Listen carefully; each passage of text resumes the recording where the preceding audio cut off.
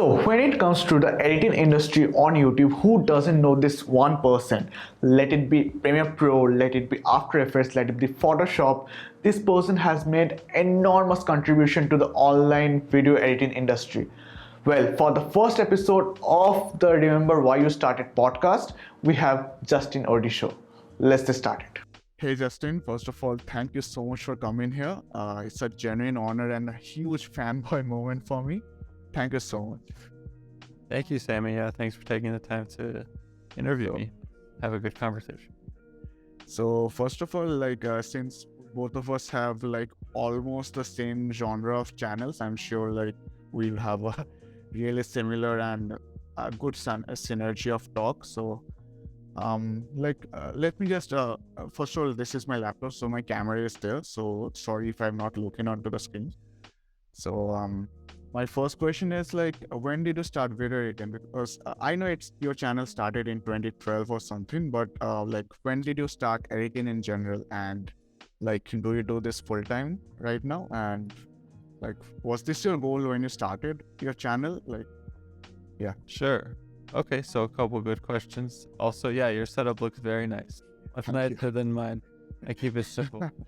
But I started video editing as a teenager, maybe 15, 16.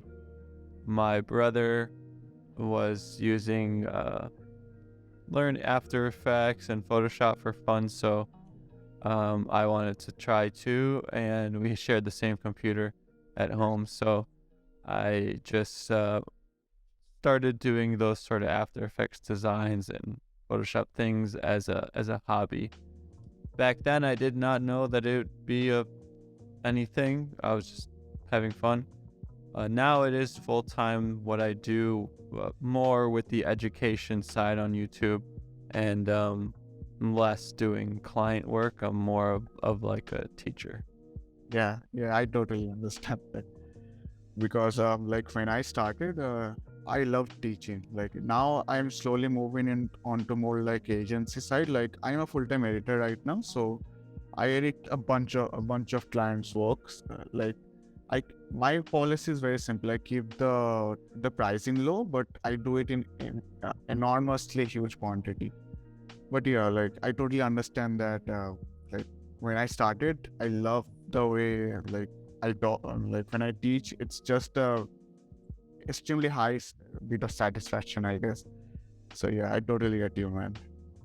So since we're talking about editing, back in 2016, 2017, I think Sam Colder was the person who inspired everyone. I'm sure you know him as well. So back then, zoom transitions, all these slide transitions and all these things were one of the biggest things. In fact, I made a bunch of tutorials on them as well, and I guess those have the most amount of views right now too. But slowly in 2022, those things have died down. I don't think Sam Colder does that, or anyone else, Ben TK or all those people, they do that anymore. So why do you think that is? Is transitions no longer a thing, or right now speed ramping is more or less everyone does that, but zoom transitions, slide, all those fancy things people don't really do. Why do you think that is?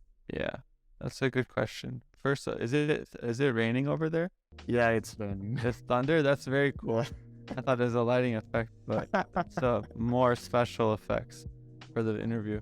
But yeah, back Sam Colder, I'm sure everyone has heard his name. He was very I don't know what the word, very popular vlog. It still is. Yeah, it still is, but everyone wanted to know how to edit like Sam Colder.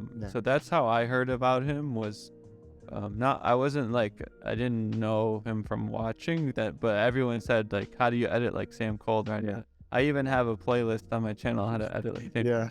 Yeah. Just giving the Same people here. what they want.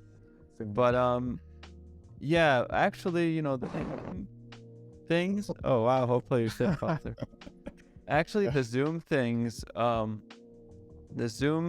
that is something that I feel like has always been popular. I remember even myself, even before YouTube, editing some of the first videos I ever edited had Zoom sort of ideas, and transitions will never get old. I mean, but the Zoom transition specifically, I do think was very popular in 2017. It was new, it was exciting. There was a lot of travel vloggers like Sam Colder, like you said, that I don't even know if Sam used it. They were doing more like speed ramping. Yeah. There was just a style that was popular now, and I do think now the style is changing a little bit. I was scrolling Twitter and social media. You still see the Zoom transition. Yeah. People even use it in different ways. Like yesterday, I saw Mostly in TikToks. someone even used it on a text to animate the text instead of the video. So, there's still lots of useful use for, I think, like the slides and the pushes and the whips and stuff. But I think if you want to stand out now, you can't just keep doing what everyone was doing 4 years ago. You should maybe try to come up with new creative, like anything with a cool cut or cool masking. At the end of the day, the best transition, I think, is always just going to be the simple cut. Yeah. And there's a million ways you can use it. It will never get old, but it's all about the way that you use things, I think. But it seems like video editing is still very much in demand on how to learn it, even though what people are learning might be a little different. That's a very good answer. So speaking of like editing, like you use Premiere Pro hands down, but have you ever tried out Final Cut Pro? I personally haven't. Actually, it's funny. Yesterday I was at a place around me, and this guy was saying he was trying to learn how to edit, and he said he opened up his computer to show us a video he was making, and it was in Final Cut. And I said, "Oh, I teach editing." I said, "But I can't. I wish I could help you more." I showed him a few things, keyframes, but I couldn't. I don't know the Final Cut menu too well. Yeah. But I have friends that use Final Cut to make great results, like Daniel Schiffer on YouTube. He's a friend and a colleague, and he makes amazing client work and edits in Final Cut. So I really think, it's more about learning the basics of editing, like cutting and timing. And I make jokes about, Premiere versus Final Cut and memes on Instagram. But at the end of the day, it's whatever you want to, whatever feels comfortable and is available to you. Absolutely. Like in my opinion, since I use both, I make tutorials on both. I see Final Cut is a better option for YouTubers for like general content, like A-roll kind of videos. FCPX is by far faster, like if I compare with Premiere Pro, because titles in Final Cut Pro is just way smoother. Like titles and text and all those motion graphics is just, in Premiere Pro it's a little bit laggy sometimes. It's a little bit more advanced, I would say. So for simple things such as a A-roll video where you have to just put stock clips, put text and all, Final Cut Pro is just a more suitable option. But if I have to choose like a good editing software for effects, I would say Premiere Pro is a better option altogether. Yeah, I think it always depends on your computer, what you're working with, and what kind of videos you're making. And and what you're used to. Like I actually learned in Sony Vegas and After Effects and Photoshop, which is a weird combo, but I was more used to the Adobe menus because Photoshop. And when I go to Final Cut, it's just really like confusing for me to like the magnetic drops and a few different things that the way the timeline works. So I'm sure if I sat down and learned it for a couple months, I could find lots of nice things about it, and there's pros and cons with each. But if Premiere Pro can also do everything for me. So I can assure you, like both can do almost the same things. So it's just up to you. Yeah, it's like if you already have a car, you don't have two cars.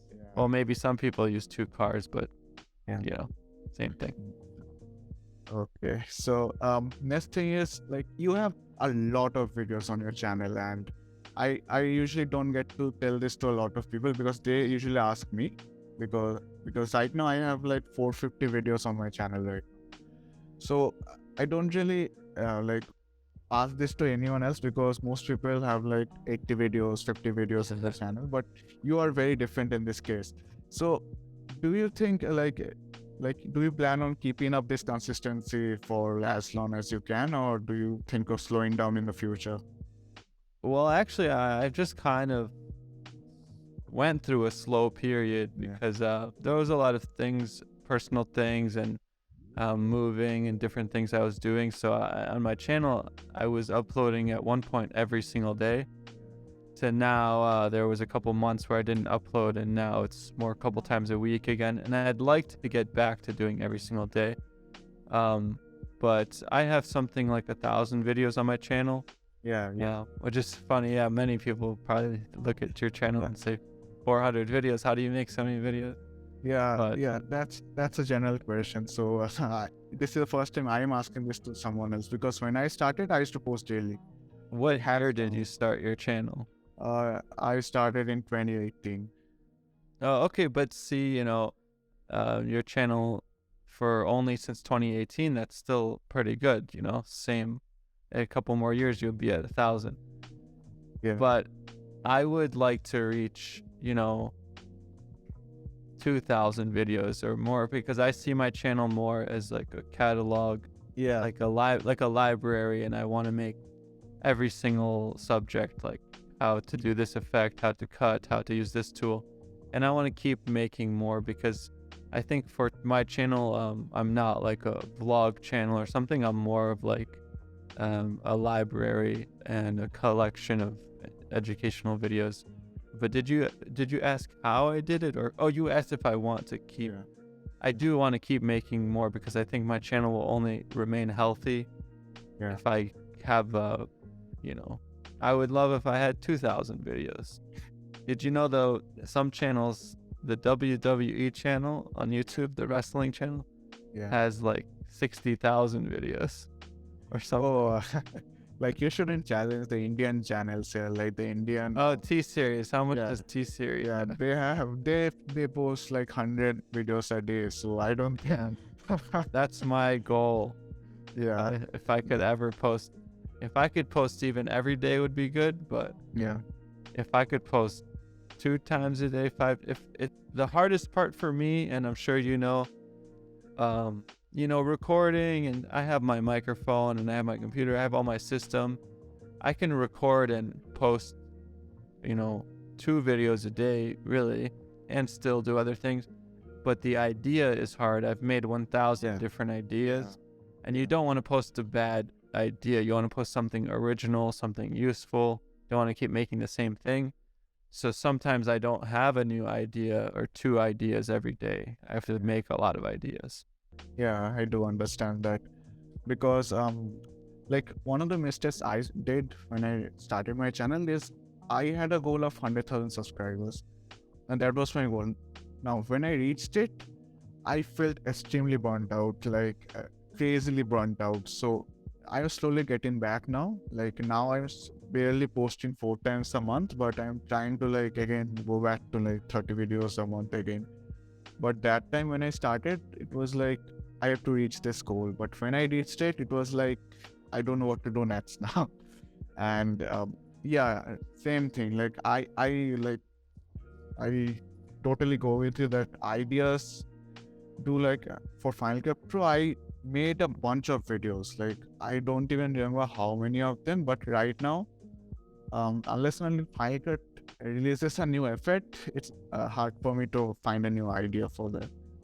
And Yeah. currently I'm making a series on like every effect in Final Cut Pro, like you made for After Effects. So I'm making one similar playlist. Let's see how it goes, but that's the plan. Like that's the plan. Yeah, I've done Photoshop, every effect, every filter in Photoshop, every effect Yeah. Premiere, every effect in After Effects. Yeah. And but they add new effects and they change them. But that's good. Yeah, I remember my goal too. My first goal was to hit 100,000 subscribers, And because I was trying to do that so hard, uploading every day, I hit 100,000, then I hit 300,000 and 400,000, and I didn't expect it to go. So now I'm trying to hit 1 million. But It's almost there. I've gone through over like 10 years on my channel. I've gone through, years and months of being burnt out, and then some months of being very motivated to post. So it's like life, it goes in seasons. Yeah. That is a very good answer. So thank you so much for that.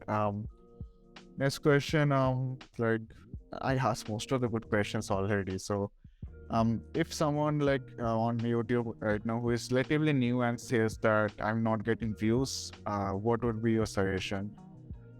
It's really hard, I think, for me to promise that anyone can get views or anyone can do YouTube. It's very difficult.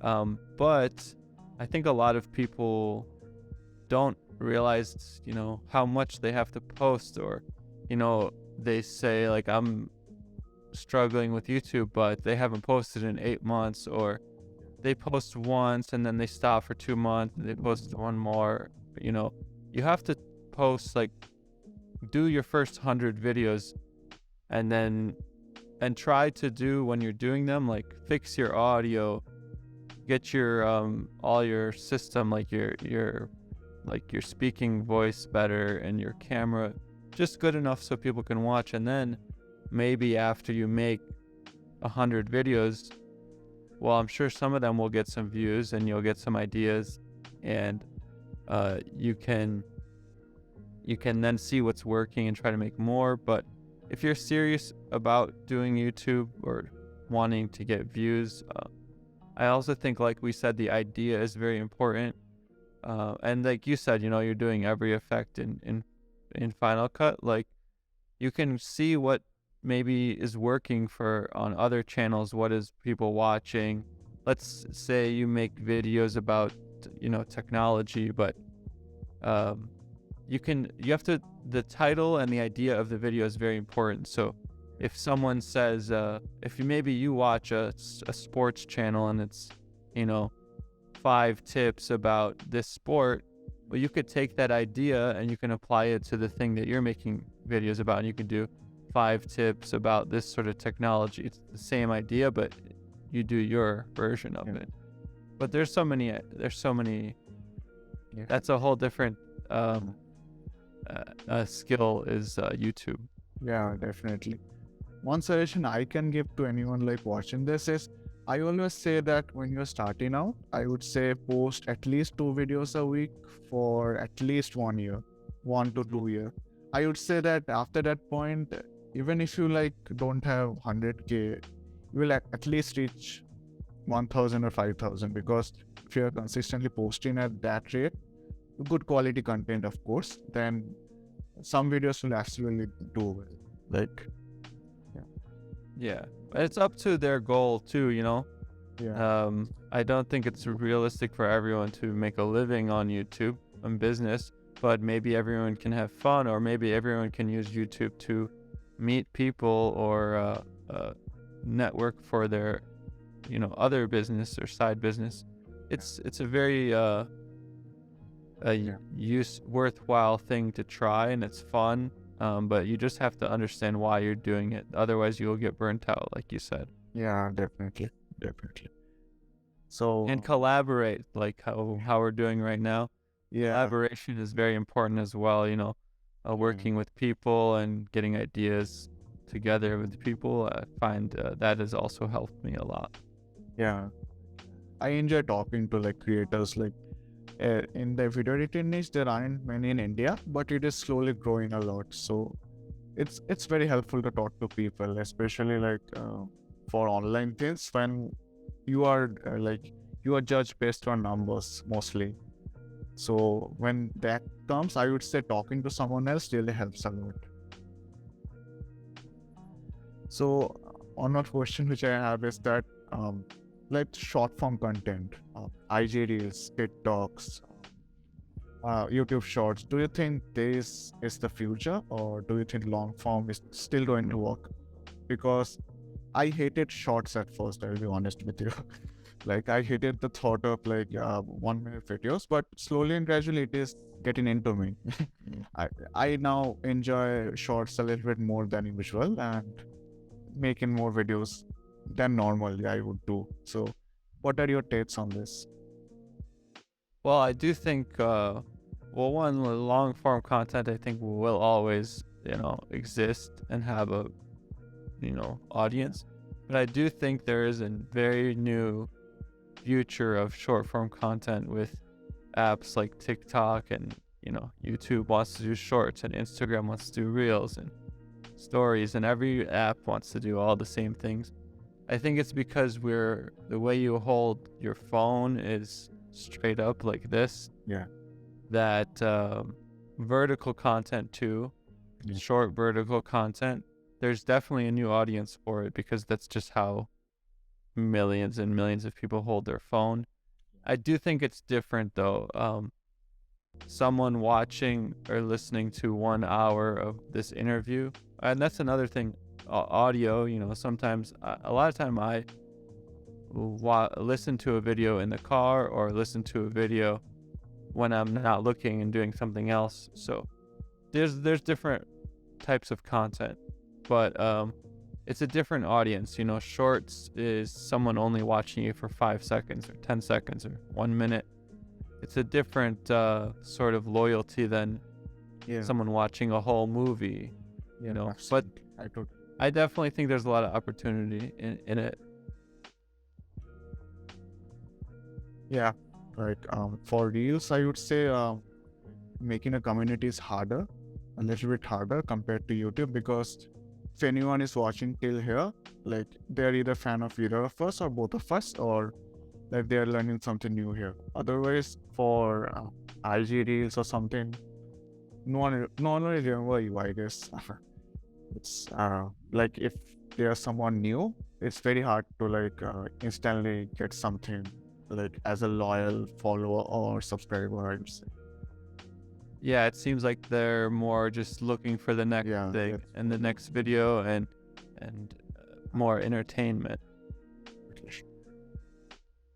So, but I would like to try it, but I'm just one person, so I can only do so many things. So I haven't explored much with shorts, and I like stories. Like, I think this is another good point, as a creator, as a tip, what do you do with all of the different platforms? Because, you can't do everything all at once. So I think it's best for us creators to, especially if you're just one person and not a team, just focus on maybe 1 or 2 or 3 things.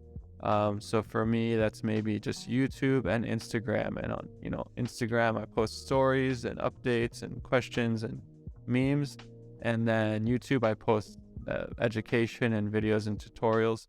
And I can handle those 2 things. But if you try to do everything, like TikTok and YouTube and shorts and long and live streams and podcasts, like, sometimes you can't build an audience, like you said, because you're spreading too thin. So maybe if you build one big audience on YouTube first, or on Instagram first, then after you have an audience already, you can maybe try this shorts or other things. Yeah, that's a very good tip, I would say. So like you mentioned, like working alone, so you don't have a team, like you totally do everything on your own. Yeah, I do everything on my own. I do think, sometimes it's probably useful for some people to get help, but because of what I do is the editing, I know all of the softwares. A lot of times, other YouTubers, they hire someone to edit, or they hire someone to do thumbnails, but that's my expertise already. But maybe one day, it's hard because you want to edit it how you want to edit it. Yeah, I totally understand that. But like, don't you think like if you get an editor or someone, you can like post twice as fast, or if your productivity can go twice as better, I would say. I do think it would, like, if I just had someone help me with taking, I've had sometimes I've done things like on my podcast. I've helped some people. I've had people help me, take clips from the podcast and edit them, but I've never, because also for me, I'm the teacher behind the camera, so Yeah. most of the hard part is not editing. For me, it's the recording, but I'm the only one that can record it and deliver it. Yeah. But I could always, you could write down a list of everything you do on your channel and what can I have someone else help me with, and Yeah. pay them, and maybe to make me more productive. So Yeah. maybe that's someone else edits everything for Instagram, or someone else might even write the script for you, or come up with ideas for you, look for ideas for you. But for me right now, I do everything. Yeah. I do everything myself. Yeah, for the ideas, I would say we do have that thing that I would prefer thinking on my own rather than telling someone. That will not be that will be more like for earning. Like, it has no other goal other than that. If you have someone write the ideas for you as well. So yeah, I wouldn't recommend that, but I would say thumbnails, description. Because trust me, I love making the videos. I hate uploading them. Yeah. I hate making the write the description, write the tags. I hate doing that. So I slowly thinking of hiring a social media manager soon. But anyway, currently I'm doing them on my own. Yeah, I know. I mean, especially even when you get bigger, having someone help you with managing, talking to brands and the business side of things and deals, and managing the emails and things. There's nothing wrong, I think, with help, but I think more realistically, a lot of people on YouTube are just getting started with not much, just themselves, and Yeah. talking about a team and building is way later in the YouTube career. Yeah. But unless it's a friend or friends working together. So before we jump into the next topic, if you have been till this part of the video, do make sure to subscribe, comment down below, share this with a friend, and like this video, and let's move on. What would you say video editing as a career option for anyone with it? I think as a skill, video editing is definitely a very useful skill to have. It's also nice because you can learn it almost at any age. You can be very young and know how to use Photoshop and After Effects and Premiere and all these things. And it seems like now more and more people need an editor. People want to make content for social media. It's whether that's every business or individual people. And so it can be a great skill to have, to not only be able to sell it as a service to make money, but also for yourself. It can also be a great skill to communicate with video and photo. You always, even if you work in any other business, you still probably need to communicate your ideas and your business in graphics and videos. And if you aren't doing it, then you might have to pay someone else to do it. So Yeah. I think it's definitely a great skill. I'm not sure how everything's looking now on the freelance side or the client side of things, but it's something worth knowing if you like this sort of hobby and you're passionate about it. Yeah, definitely. When I started my since I have one channel which is mainly for editing, whenever I posted anything related to freelance, it didn't really do so well. That's why I started a new channel where this podcast will go and all, as well as the main channel for the main video. But Fiverr right now, Fiverr and Upwork both, those are those freelancing platforms. I get quite a good amount of traction from there. I barely started. I just started Fiverr just to test this out, and for me, it worked really well. Maybe because I did well with the SEO and stuff, but these freelancing sites are amazing to say the least, because I get around 500 tests from Fiverr a month. Now, when you say 500 tests or 500 leads, it doesn't sound so real. But when I say that I get 10 or 20 messages a day, it sounds more realistic, I would say. So, if you say, since this entire video editing as a career option, here in India, it's a good option because since there is a very big purchase power parity of dollars and the Indian rupees, and the Indian rupees is keep on going down and dollar amount is going up. So yeah, for like someone like me or someone who is like getting a lot of traction, it is a very good option, I would say. I'm not Yeah. That's a good. Yeah, I think it might something like. I do think, actually my second or third largest audience is from India. yeah They're in the top 3 countries that watch my videos. yeah And even since I started, I noticed there is a lot of Indians that like to learn Photoshop and these sort of fields. And maybe because what you're saying, because it is a good industry that you can do and take advantage of the difference. Yeah, you can take American clients that are paying dollars, and so you're saying that the dollars go further for you. yeah like for example, here the average monthly income for, I would say, like making a living is barely, like I'm saying, not the most luxurious lifestyle, I'm saying the bare minimum will be roughly around $600 to $700 a month, including rent and food and everything. So that's doable in terms of if you get American clients and all. I'm not saying the most luxurious of lifestyles. Of course, those will cost more, but for like a single person living in a 1-bedroom apartment in a metropolitan city with good internet, $700 to $800, it's more than enough for a good amount of lifestyle.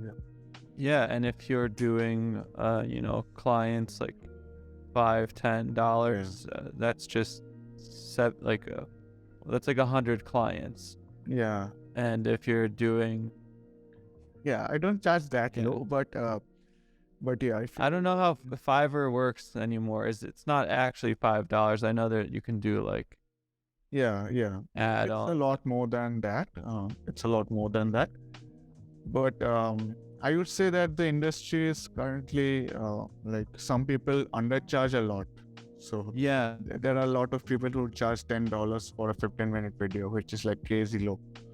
So don't do that. I would say anyone who is watching this, don't do undercharge so much, because it does destroy the industry up to a certain bit, as well as it also destroys the options for American Fiverr users to like charge their usual rates, because the competition is so high there. American users of Fiverr and Upwork don't really perform that well because of that only reason, that if they say that I would charge this many dollars for this, there'll always be someone else from the other side of the world charging at least half of that. So yeah, that's actually a very good point. That's why I think in video editing, I agree, you shouldn't try to see who can charge the lowest, because someone will always want to charge lower than you because they need it more than you. But what you can do is be different or be better, so you can have your own style, or you can be better, and some clients, they don't want to pay less. Some clients want to pay more. They want to look for someone who's better. So I think if you compete down to the lowest charge, you're going to be hurting yourself. Yeah, absolutely. It's an interesting topic, and I do think, a lot of Americans I don't know how well they do on these sites because of that sort of competition, but I think maybe that can be a good thing, because, maybe that's a good thing for other people on Fiverr, and then that maybe people who aren't on Fiverr can find different ways. So maybe people, local businesses, or something. Yeah. So next question being that are you into like NFTs and all by any chance? Personally, I'm not, but I think the artwork is cool, Yeah. and I think the ideas are cool, but personally, I don't believe in the technology. Yeah, I would say like in my opinion, I would say that the technology is very new at the moment. Like I have read about crypto technology and NFTs a lot, and I think there will come a time where because of this technology we can invest in other YouTubers and creators. So I'm waiting for that day to come. Like I hate the concept of NFTs right now. Like I know a lot of my friends who bought something for $100 and sold something for $15,000, but it doesn't make sense. Like I don't really understand this a lot. But there are some good ideas of NFTs. Like if you want to register your company, make it an NFT. If you want to trademark something, make it an NFT. So there are many good ways. And like crypto in general, I have transacted only once, but I love the transaction speed of that, because international transactions are like it will take a week to like transfer from his bank account to my bank account. NFTs, sorry, cryptos are like in a split of a second. So I love the technology, but it's currently not used properly. I do accept Bitcoin on my website, shop, Yeah, but I do think that, most other things, I think Bitcoin was the interesting idea, and although I think most everything else is probably confused, yeah, and even Bitcoin has a lot of confusion around it, but I do think there's a difference. But that's just my opinion and what my understanding of the technology. But who knows? I might be wrong one day in the future. yeah. Like I'm at a massive loss right now. So Oh yeah, yeah. It seems like everything, everything is crashing in yeah, yeah, speaking about yeah, absolutely, investing in markets. absolutely. Not even just crypto. Everything. Yeah. So speaking of like this income and stuff, what are your revenue streams, right?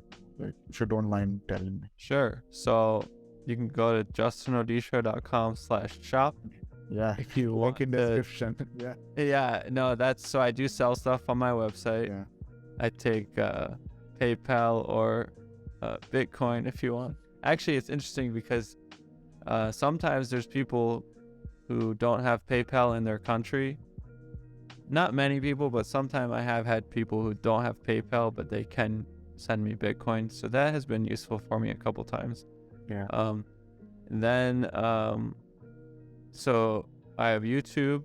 So the YouTube revenue from ads. I sell stuff on my website, and then sometimes I work with brands and make based on the YouTube. I also make commission from affiliates from YouTube still, yeah, and sometimes I might make a design. Like sometimes I might do some graphics or edit it for some clients. That's not something I do often. Yeah, so actually, and I have videos on my channel talking more about revenue streams and how to make money on YouTube. So yeah, mostly it's based around the YouTube audience, but from that, it's hard just to make a living with just the YouTube ads. So I also, have my own things that I sell on my website and those other things. Do you plan to like sell courses sometime soon, or do you have the ideology of like having everything on your channel? Everything is free on my channel, but I do want to sell courses or even just make courses, because one thing I notice is people, even though everything is on my channel, some people who are beginners or some people want everything in a course, like start to finish. Yeah. And they want to pay for a course and have it, like the guy I was talking to who said he uses Final Cut. he said he tried to learn online, but he just went and bought a course because he'd rather just learn straight from finish. And I have, if you go to the playlist on my channel, I do have lots of playlists that are organized, but you know, I do want to make courses in the future, and I want to make courses too, even like on tips on how to grow on YouTube and things like, you know, and you know, maybe editing courses, those sort of marketing YouTube education courses. But like I said, I'm just one person, so it's hard for me to do everything all at once. I have a big notepad with all of my ideas on it, and I have a lot of ideas. Yeah, you can definitely reach out, man. I would be happy to help you. Oh yeah, maybe we can some shorts or something. Yeah, I would be happy to help you, man. Like, yeah, we are more or less at the end of the podcast. I only ask most of the questions. So, what are the future plans for your channel? Like, other than making more videos and courses, do you have anything else in mind? Sure, I want to get to 10,000 videos. No, maybe. Like that. I want to reach 1 million subscribers. So if you're new, or if you're watching this, go check out my channel, subscribe, check out what I'm doing. I'm close. I'm at like 150,000. Don't. But more than the subscribers, I care more about just keeping productive, keep making videos, and keep working and keeping things healthy. So that's my goals. Nothing too crazy. Just want to keep getting all my ideas and making them. Yeah. Speaking of that, like, since we are doing a podcast, like, how is your current podcast going? Because I think it's been a while since you have posted anything new. So how is that? Yeah, I haven't done any interviews in a while, just because I was so busy. I did record an interview. I'm not sure if I'm going to post it because their camera died halfway through. Okay. But I do have a podcast. I have like 20 or 30 episodes. If you want to check, if anyone wants to listen to me interviewing creators. But it's something I want to bring back. What happened was, you know, I was doing them in person, and then lockdown, and then Zoom. So I don't know what I'm going to do with it, but I like interviewing people, and I like being on podcasts like this. So I definitely have it ready for the future. Awesome. So yeah, that's it. Like, I won't say like, thank you so much for coming. Like, it has been it has been a fanboy moment for me, because I am watching you, I guess, from 14 or 15, and I was a child back then. Like, Oh wow. I'm 22. Yeah. So Oh okay. So we should. Oh, you're only 22. You're doing a great job, and thank you for watching me for so long. It's a fanboy moment for me too, and thank you for taking the time to ask me some questions and have a conversation. I appreciate that. Thank you so much for coming. So, any last thing you want to tell to anyone, like some motivation thing or anything, for any creators out there? I think if you listen this long, then thank you. You're very smart, and just, you know, learn your skills, get your skills up, and try to make something with those skills. So I hope you guys like this particular video. If this is something that interests you, if you want more such podcasts, then do make sure to comment down below. Let me know what you guys think about it. Let me know what kind of guest I should introduce next, and I'll try my best to get them on the podcast. Thank you so much.